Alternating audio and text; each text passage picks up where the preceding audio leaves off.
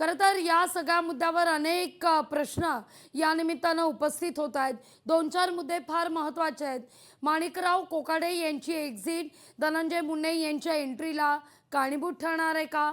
माणिकराव कोकाटे यांची एक्झिट अजित पवार यांच्यावर भाजपसोबत जाण्याकरता किंबहुना महायुतीसोबत मनपा क्षेत्रातल्या निवडणुकीत एकत्रित लढण्याकरता कुठं दबाव तंत्र हे मानलं जात आहे का? हा देखील एक मुद्दा अंजली दमानिया यांनी उपस्थित केलेला आहे. त्यामुळे तशी एक सवाल चर्चा आता या निमित्तानं सुरू झालेली आहे. आणि तिसरा सगळ्यात महत्त्वाचा मुद्दा, एकीकडे सदनिका घोटाळ्यासंदर्भात नाव समोर येत असताना माणिकराव कोकाटेंना असं अचानक नेमकं काय झालं, काय इतकी तब्येत खालावली की कोकाटेंना थेट लीलावती रुग्णालयात दाखल करावं लागलं आणि तिथं दाखल झाल्यानंतर अद्याप अजूनही मेडिकल बुलेटिन जारी करण्यात आलेलं नाही आहे.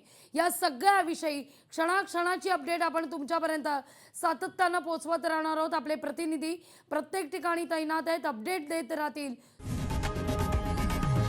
लोकशाही मराठी ऐका, पहा, जागरूक रहा.